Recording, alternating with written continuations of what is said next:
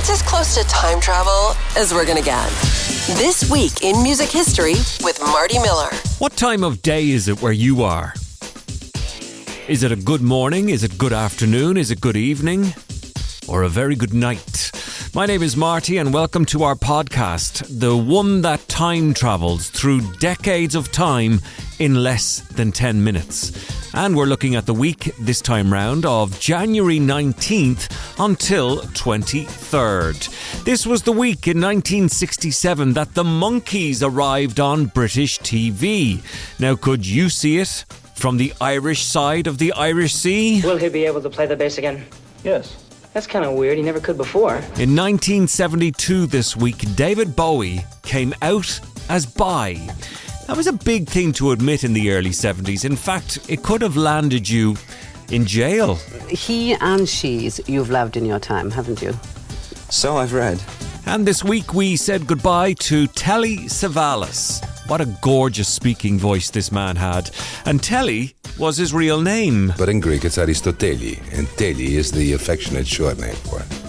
This week in music history with Marty Miller. Paul McCartney once said that if there was no Carl Perkins, there would be no Beatles. Well, in 1998, that singer-songwriter Carl Perkins died at the age of 65 from throat cancer. He was the man responsible for writing Blue Suede Shoes. At his funeral, George Harrison was called out of the congregation to perform. George, I don't want to put you on the spot or anything. Is there anything you want to request? Do you want to come up here and be with us just for this? I think Carl would want that. Yeah, he would love it. I'm not...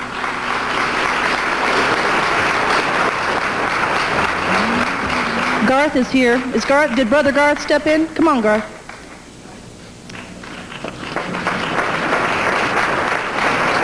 You got to sing for your supper, son.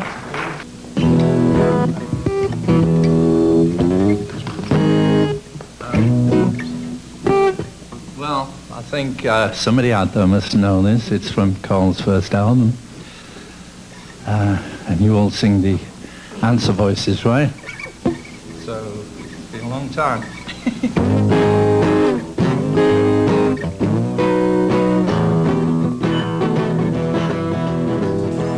1967 this week, the Monkees appeared on British television for the very first time. And in the UK, did they have this very big sponsor? I think the patient's responding to the Rice Krispies, Doctor. Congratulations, sir. A brilliant use of snap, crackle, and pop. With enough Rice Krispies, will he be able to play the bass again? Yes. That's kind of weird. He never could before. The Monkees, brought to you by Kellogg's. K-E-double-L-O double good. Kellogg's best to you.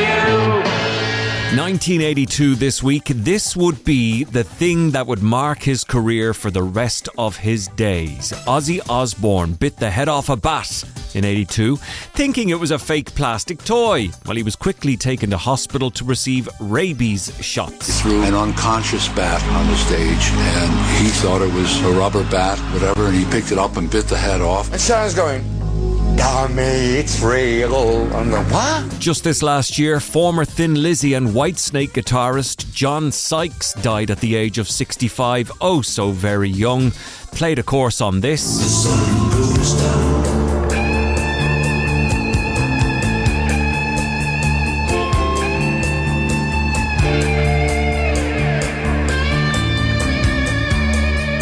1965 this week, over 3,000 screaming fans meet the Rolling Stones and Roy Orbison at Sydney Airport when they arrived for a 16-date tour of Australia and New Zealand. It sounded like this. Sydney's mascot airport, and teenagers are working up to give the Rolling Stones pop group a welcome even more frantic and disorderly than the one given the Beatles just 6 months ago. The wild hysteria began to build up as the group's arrival time neared, and police reinforcements were rushed to the airport. In the pushing and shoving, scores of girls were bruised and scratched, and at one stage, police threatened to divert the pop group's plane. The climax came as the big jet taxied onto the tarmac, and as one, the teenagers surged forward, crushing a barricade in their park. Several girls were trampled underfoot and one of them seriously injured. Meanwhile, this week back in 1966, George Harrison married Pattie Boyd at a registry office. Paul McCartney was best man. George had first met Pattie on the set of the Beatles movie A Hard Day's Night. Now, she left George Harrison in the mid-70s after starting an affair with Harrison's best friend, Eric Clapton, who of course wrote Layla about her. But on the day of the wedding to George, outside the registry office... And what about the family? How many children do you want to have? About 3. 39. This week in 1972, talking to the magazine Melody Maker, David Bowie came out as bisexual. He and she's you've loved in your time, haven't you? So I've read. Well, I've only heard too, but it was you've been asked the question whether you're bisexual or not. Too many times. Yes, and you've never quite answered it. Oh, I have. I said I was bisexual, that's enough. Does that mean, though, that you really are, or does that mean that you're keeping some kind I've of... answered the question. Right, okay. Jumping forward to 1994, and the American actor and singer, hence he's in This Week in Music History, Telly Savalas died at the age of 72. He had a #1 single, actually, with the song If, and was also Kojak, the bald New York detective in the series Kojak. You remember the lollipops, and his very famous line was... Loves you, baby. You're beautiful. Are you bald on purpose? No, not necessarily God's will. He did leave a little something up there, but I had it shaved when I played Pontius Pilate in The Greatest Story Ever Told. The name, too. The name is very, very strange. It's not really Telly, though, is it, Telly? Oh, it's Telly, and it's been Telly long before that Telly has been around. Well, what's the real long name?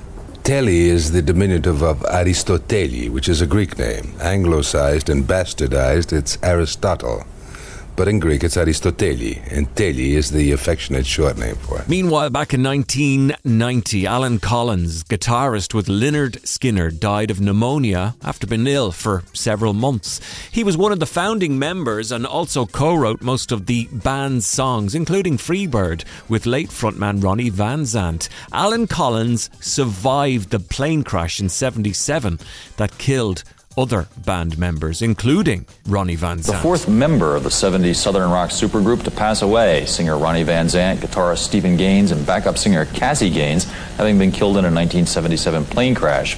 Collins had been paralyzed in a car crash 4 years ago, and although already personally devastated by the death of his wife Kathy from pregnancy complications in 1980, he had still turned up at gigs on the group's 1987 reunion tour. Finally this week, the Scottish musician Jimmy Bain died at age 68 in his cabin while on Def Leppard's Hysteria on the High Seas cruise. The cause of death was lung cancer. He was best known for playing bass guitar in bands like Rainbow and Dio. He also worked with Thin Lizzy frontman Phil Lynott, co-writing on his solo albums, including Old Town. A real tragedy happened last night, just prior to Def Leppard performing, when the band learned that Jimmy Bain passed away here on the ship in his cabin.